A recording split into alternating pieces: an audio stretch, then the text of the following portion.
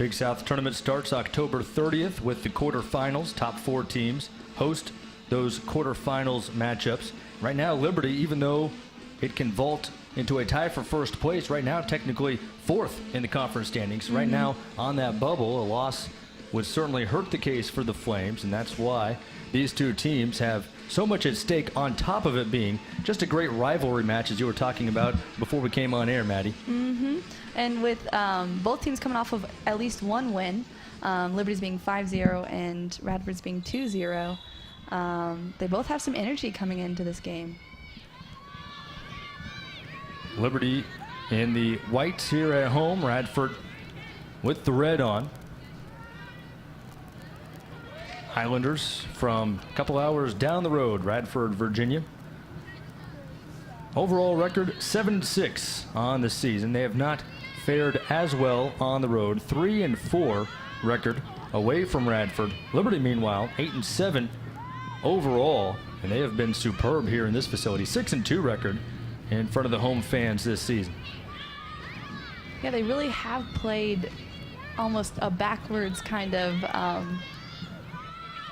score away versus home. Liberty has. It used to almost mirror each other, their record home versus away, just the energy they were able to get from the crowd and all that. So that's why it was just a big key for Liberty to bring that today after being away and doing successfully, and then to have the energy at home.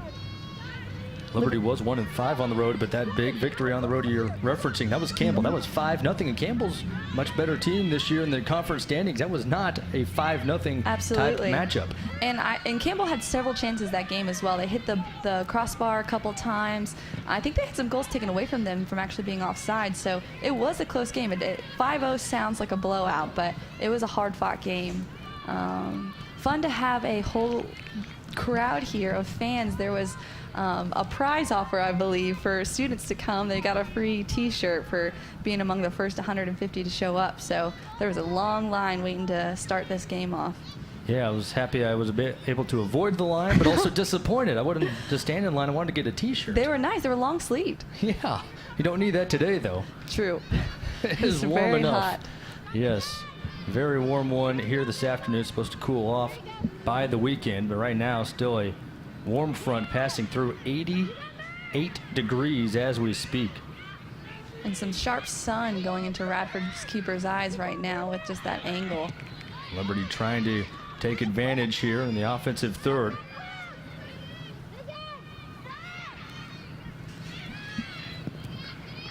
Ball is sent in, but scooped up in goal by Courtney Kaplan. Yeah, those are some great little touches by Gabby Farrell in the box, which is difficult to do, to really get some good touches and move the ball around in there because it's such tight space. But she's just got some major skill and is able to be dangerous, and I know that she'll be looking for some goals today. Gabby Farrell, just a freshman, but second in the conference, 17 points this year, 6 goals and 5 assists. And now Farrell with it for the Flames on the attack again. Looking for Noble, but the ball bounds through, and goal kick coming up for Radford. The Big South would like to thank Hardee's, a contributing partner to the Big South Network. 3 minutes in, Liberty with a couple of opportunities early on in the offensive third with possession. Radford, a team that seems to pride itself on defense. Only 14 goals allowed all season long. That's the best in the Big South Conference. Liberty isn't far behind. They've only allowed 16 goals all year, but Radford especially hanging its hat on some lower scoring outputs from the opponent. Which is especially impressive by having a keeper that starts every game as a freshman. To not have that experience in the collegiate level, but to still perform so well, she's going to have a great career. She stepped in and had a quick impact. Freshman out of Leesburg, Virginia, leads the conference with 5 shutouts in her first collegiate season.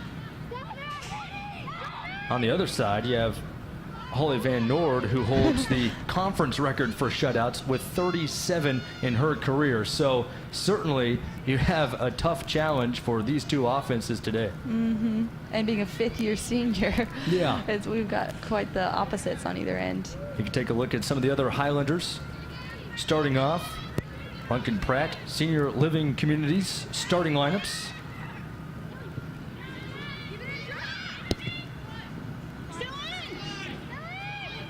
That ball hugs the sideline for a moment, but then does cross the boundary. Radford with a throw in, 4.5 minutes into the action.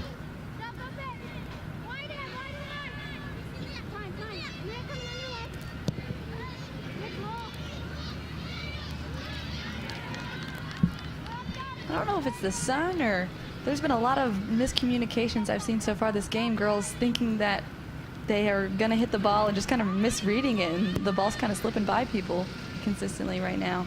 That pass intended for Nolia Perez on the far side. Another freshman for this Radford team. Bounced right on by her, but now Radford has it again. Taken away along the far side, and now Liberty trying to advance it.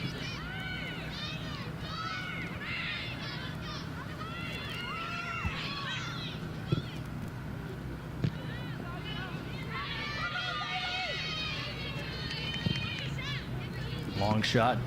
Van Noord right there to take it chest high.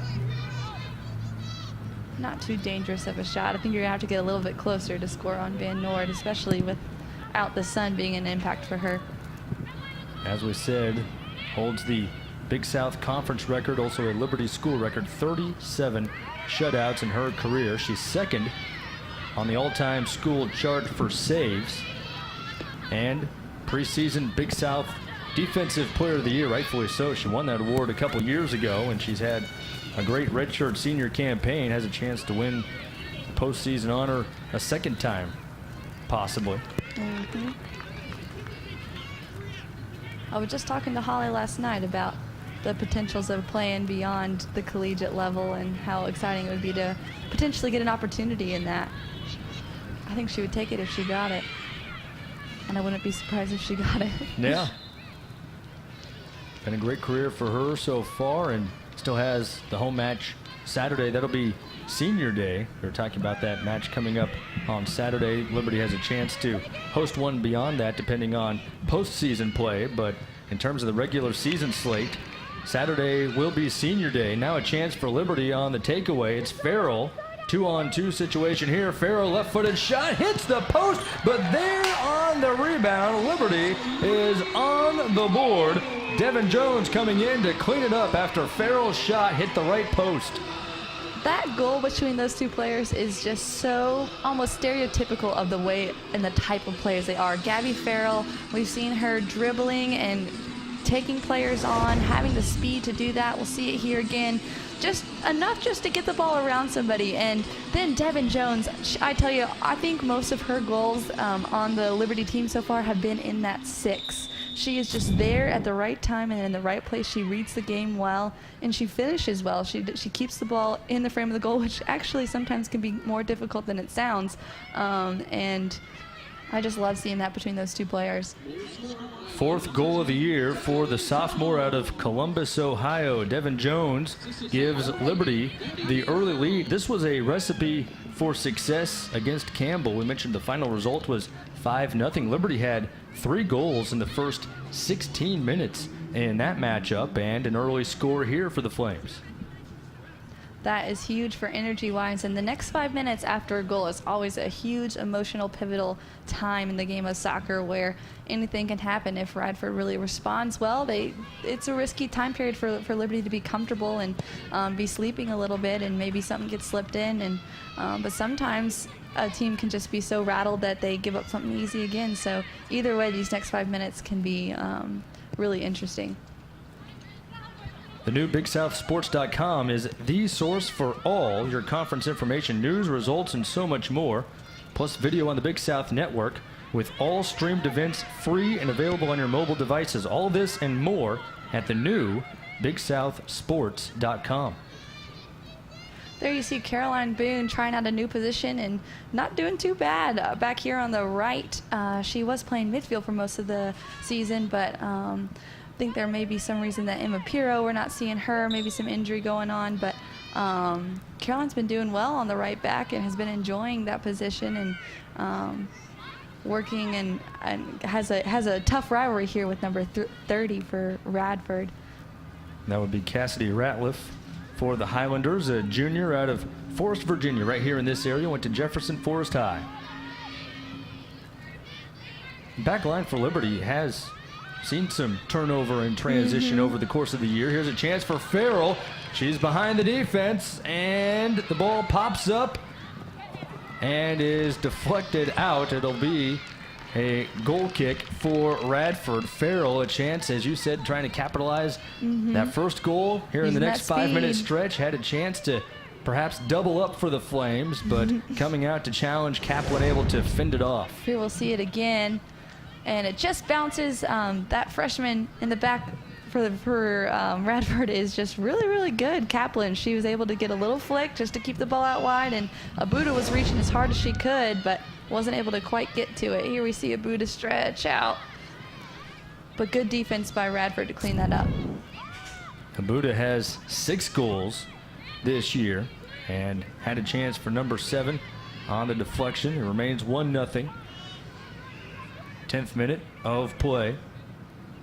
See Bertha Martinez, I love the way she moves with her defense. She's playing holding midfield, number 16 in there, and every time one player, you see her drop back for one of the players on the back line who moves up and just really balances and keeps that flow well. Sometimes it's the little things in positioning with soccer that go unnoticed.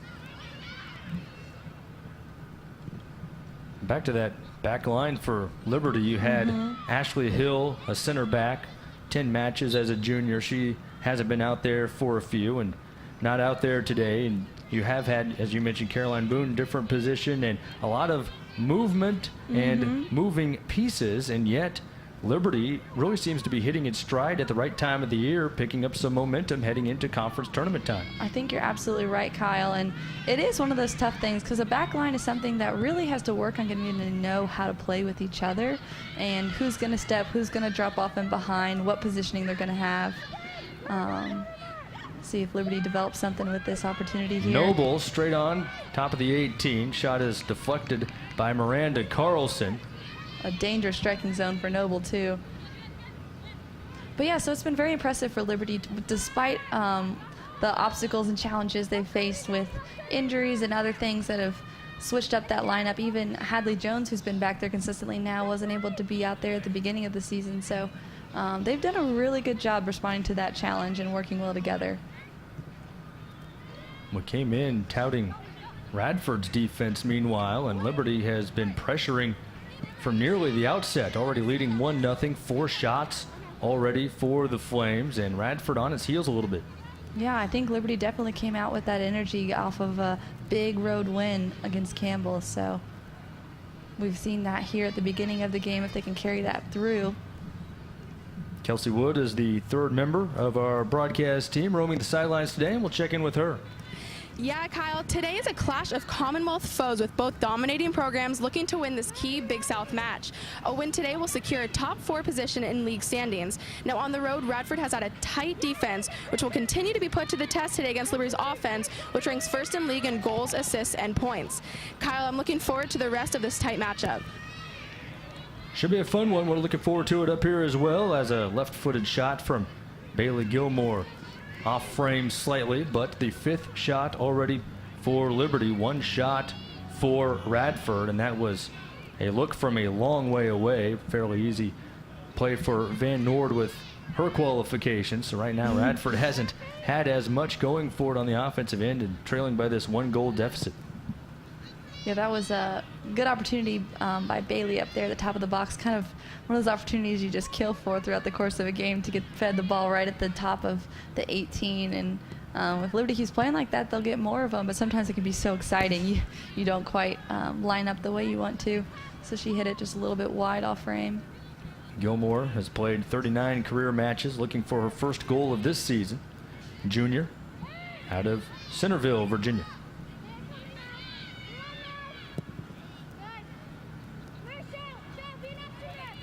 Radford's been in a lot of close matchups. Kelsey was referencing this one being close and perhaps playing out that way. Radford has only dropped a couple of overtime matches lately. If you look at its last 5 contests, they have either been victories or they have lost in overtime. So Radford has been battling throughout the year. They have that 7-6 record. They're 5-2 in conference, but a couple of tough losses mixed in there. Otherwise, you're looking at a very impressive record for the Highlanders. And battling is the right word when it comes to overtime, because after 90 minutes, and a lot of these players, they truly play all 90 minutes, to have to play another 10 or 15 or whatever it ends up being is a battle indeed. And the girls are exhausted, and the play gets sometimes even more physical and choppy, and fouls are happening. And it can take a toll on the body for sure when you're playing more than one of those a week. That definitely will have an impact on how fresh the legs are for the Radford side. First foul of the game on Radford, a team that has the fewest fouls per game in Big South play. Only 6 per contest. Liberty averages 8 fouls a game, which is middle of the pack as a point of comparison. Sounds like a lot, but yeah, I think you're right, that being kind of an average. When I played Radford, though, boy, it was always some of the most physical games of the season. That's what I heard. I remember them so vividly.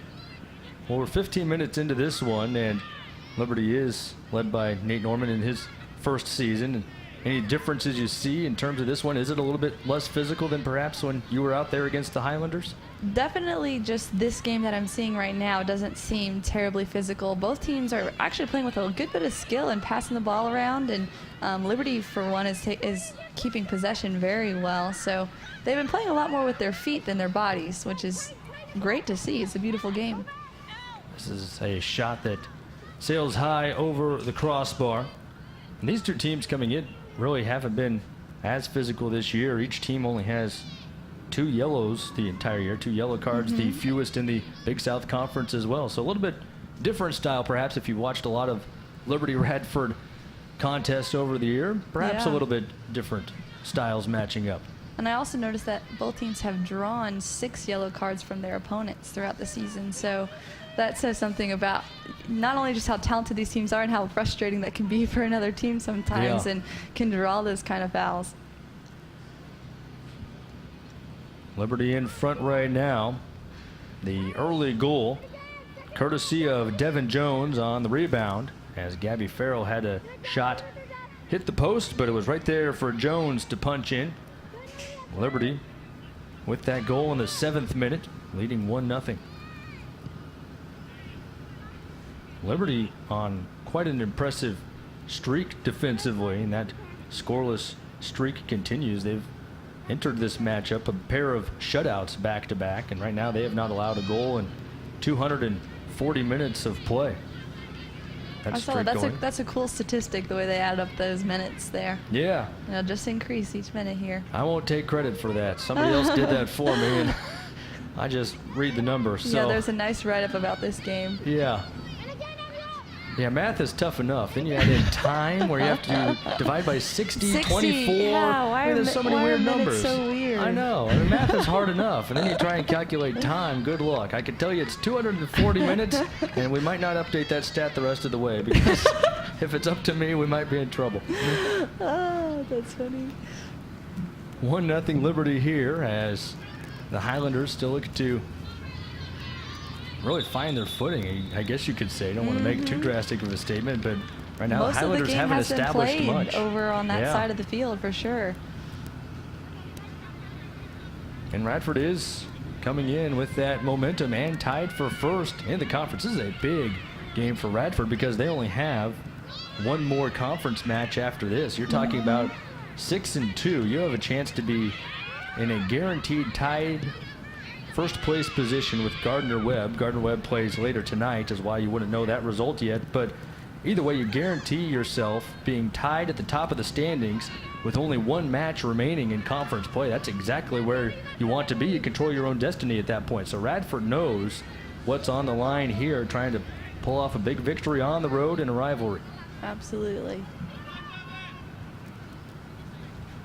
Liberty was preseason favorites after winning back-to-back Big South titles, and right now in a position, if they win this one, they move into a tie with Gardner-Webb at the top of the standings. Gardner-Webb has Charleston Southern tonight. That's at 7 p.m. So we'll follow that result. In fact, everybody else in the Big South playing at 7 p.m. later tonight. This is the only game active on the conference scoreboard. And Liberty typically, historically, does like to play these earlier games, I've noticed, as compared to other teams. I know Coach Hain and when she was head of the program, her kind of philosophy was, well, when you play in the Big South tournament, you generally don't play at night. You play during the day. And so just getting that preparation in season. What a run here. Shot taken, but Kaplan comes out to scoop it up. Bailey Gilmore trying to create a shot there, able to put that one on frame this time. Kaplan there to make the save. Yeah, Bailey totally just took on about 3 or 4 players, and when you go with speed, you got those long legs, it's tough to stop. Gilmore, 5'7" junior. Still looking for that first goal of the season for her, but she's had a couple looks early on in the first 20 minutes here today.